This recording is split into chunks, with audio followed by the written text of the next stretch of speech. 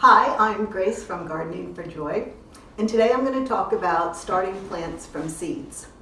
And I'm going to do the discussion in three parts. We'll look at the supplies that you need, we'll look at planting the seeds, and then we'll look at caring for the seeds after you've planted them. Now, before we get started in that aspect, I just want to mention that this video is accompanying a blog post, and in my blog post I'll also give you some tips for some additional resources that you can go to. One more point before I get started is about planning. It's really important to plan, whether you're planting one plant or 50 plants, plan your planting schedule. And what I mean is, what's the date you're going to start your seedlings?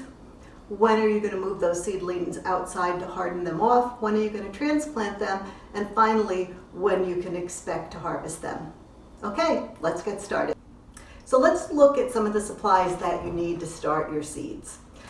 So I'm working here in my kitchen, as you probably can tell. And so one thing I did is I did put some black plastic on the counter. I did that for two reasons. One, just for sanitary reasons, and second, it actually makes cleanup a little bit easier. So start there. The next thing, of course, is the seeds that you're going to use. The important thing about seeds is the information on the packet. So there's three key pieces of information that you're going to want to look at on the packet. One is the germination rate. Second is the days to harvest. And third is when you can actually put the plant in the ground within your particular region in the country. Now there are broad ranges there. Again, take a look at my blog post and I'll give you some more resources to get exactly to what the timing needs to be in your specific area of the country. Okay, so the seeds. The next important thing, of course, is the medium that you'll use. And you may have heard people talk about soilless mediums. A soilless medium is exactly what it says. There is no soil in it. So this particular medium is a combination of peat moss, coconut coir, vermiculite, and some lime to adjust the pH. It's also called sterile because there is no bacteria and there is no fungi in the mix. I also like to have a container where I pour my medium into, because before I put my medium into my planting container, I'm going to wet it. So I have a nice bucket here. It's actually marked by quarts, and so I can see exactly how much soil I use. And then I like to use a big spoon to kind of mix it up. You can certainly use your hands also. Which brings me to gloves. You know, you might want to consider wearing gloves when you're actually handling your medium. That's really a personal choice. So the other important thing, of course, is the container, and this is where you have really infinite flexibility. I'm using the pretty standard plastic containers, and let me just show you. I just have a few different sizes here that I use. So this one here is what's called a 72 flat, which means there's 72 individual spots in this particular container to plant seeds. Then I have a 36-inch container, again 36 spots, and then finally I have an 18 container block. Now I'll probably plant my tomatoes and peppers in the bigger blocks because they get a little bit bigger, and then hopefully I don't have to retransplant them again after they're started. The other important thing when you're germinating your seedlings is some kind of a cover to keep the moisture in. Because seeds need moisture, they need oxygen to germinate, so you're going to want something. You can use a dome, but the other thing that works equally well and that I use in my soil blocks is really just some saran wrap or some plastic wrap over the top of the container that you use. So that's perfectly fine also. The other thing that I do is after I get my seeds planted into their containers, I like putting a really thin layer of vermiculite on top of them. And vermiculite is great because it really holds in the moisture of the seedlings. So I like to do that. You need some kind of container to water them on an ongoing basis. This is the simplest thing you can have. It was really a dish detergent container. I cleaned it out. I use it now. It gives me very good accuracy when I water. And I also have a spray bottle. You know, if I think the seedlings just need a little bit of a spray, I use my spray bottle. So that's what you need. Really important, and don't forget to do this, because if you plant a lot, you can get lost pretty quickly. You need some way to mark your plantings. So I've been using these little 6-inch plastic markers. I use a marker to write on them, and that works pretty well. The other thing that I'm going to show you when I actually plant the seeds is something really, really simple. And it's a way to get your seeds into the container. Seeds can be really tiny, and today I'll work with some tiny seeds. And what I have here is simply a legal size envelope that I crease down the middle. And I'll show you how I use that. And then I have just a toothpick, and I'll use the toothpick to actually move the seeds into the container. Okay, seems like a lot, but this is the things that you need to get started. So let's look at planting the seeds now. So I have my planting medium here already in the bucket. I've got my seed tray in front of me. I've got some water I'm going to use to moisten the medium. I've got my vermiculite. I've got my seeds. I've got my handy little seed planter. And let's get started with that. All right, so I'm going to start with preparing the medium. And as I mentioned to you, I've got the soilless mix here in the bucket. I'm going to add some water, and I'm just going to add water until I think it's got the right consistency. So I'm going to use my spoon here. You can see, you know, you got to give it a pretty good mix. I'm going to add a little bit more. But, you know, I'm adding just in little bits at a time. Don't want it, you certainly don't want it soaking wet, but you do want it damp. Let's take a look at how that is. You know, that's pretty good. That is not bad. Maybe I will just add just a tiny bit more.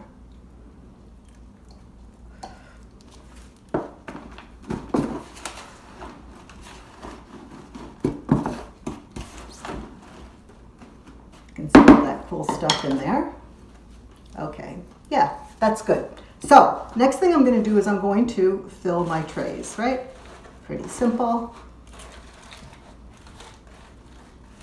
Now you do want to tap it down a bit, right? Because it is rather fluffy, and so if you just were to put it in as it was, you're not going to get the full amount in your particular container. So definitely tap it down.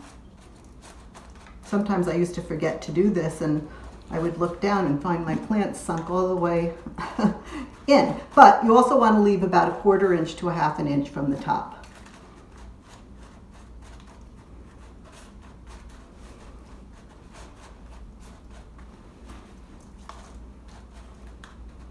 And again, for me, what I'm going to do is I'm going to top my seeds off with the vermiculite, not so much with additional soil. Okay, perfect. That is ready to go. Now, for planting my seeds, I'm actually going to take my gloves off. Now, as I mentioned, to me, this is the best thing to use for planting seeds. I used to just put them in my hands. This is absolutely 100% better. So, what I'm going to do is I'm just going to pour my seeds in here. And you can see these are parsley seeds, and they're kind of small.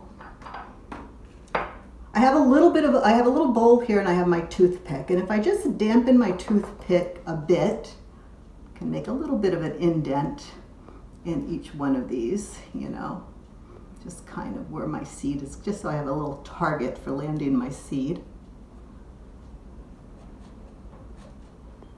Okay, now what I'm going to do is I'm going to plant 2 seeds per tray, and this is where this is really brilliant. So all I do is I get them out. You can see this is so easy to do. Can count them pretty easy. Oh, one got away on me there.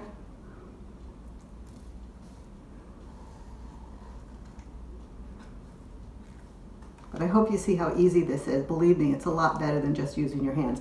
So I'll finish that in a moment, but there you have it, really getting your medium ready.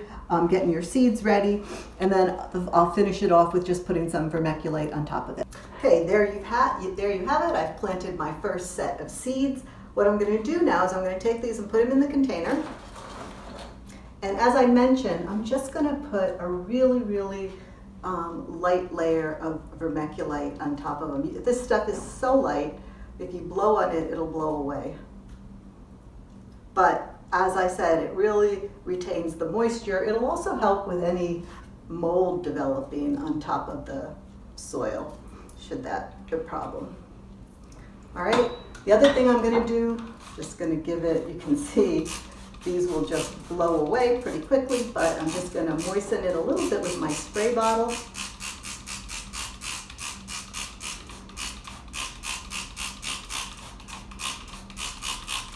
And then the final step would really be to put whatever mechanism you're going to use to retain that moisture on top of it. And as I mentioned, you could just as easily have used some plastic wrap. So let's take a look now. I'll take you downstairs to where my seed rack is, and I'll show you how to care for your seedlings once you've got them down at their resting place. So here we are in my basement, which is where I have my seedling rack to the left of me. But before I talk about that, I just wanted to show you what a seed heating map is, and that's what I have in my hand. And the seed heating map raises the temperature of the soil in the container about 10 to 20 degrees, and it really does wonders for speeding up germination. So I highly recommend using a seed heating map. So on my seed rack, you can see right now I have 3 different shelves where I have plants in different stages of growth, and I also have 3 different lights. Now for purposes of the video, I had to turn off my grow lights because they're just super bright. But the first light on the top here is just a regular LED shop light. I generally use that for starting my seedlings. I have my seed heat maps up here. The next level down, I actually have a full spectrum grow light, and it's worked really well for me.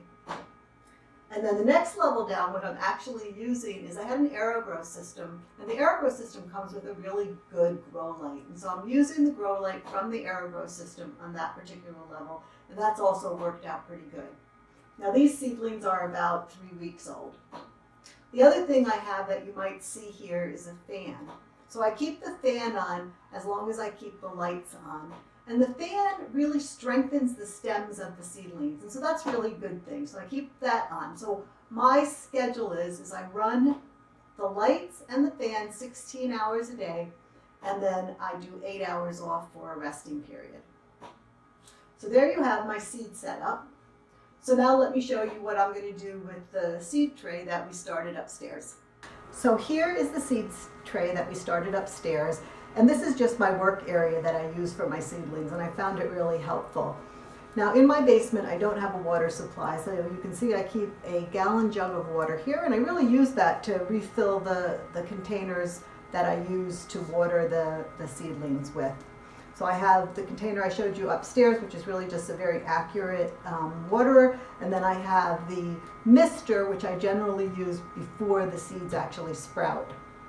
The other thing I just wanted to show you is the fertilizer I use. I use a fish and seaweed fertilizer, and again, I use this simply because the medium that I use did not contain any fertilizer in it. So always make sure you check your medium to understand what the contents are before you determine whether you need fertilizer. And I don't apply this until after the seedlings have emerged. Generally, I give them about 2 weeks of growth, and then I only use it at half strength, whatever it says on the bottle. I have my paper towels here. I have my garbage can. Again, just things that I've found very useful as I'm working with my seed trays. So I'm just going to take my seed tray, place it on top of the seed heating mat, and there you have it. What you'll notice is that the dome will fill up with condensation pretty quickly. Each day I take it off, I check to see what watering is needed, I water. Once the seeds have sprouted, I take the dome off. They tend to need more water. I actually water these 72 container flats twice a day. So always check for water, because remember, moisture is really important as you're starting your seedlings, as is light. So there you have it. I wish you a lot of success as you grow your own seeds, and bye for now.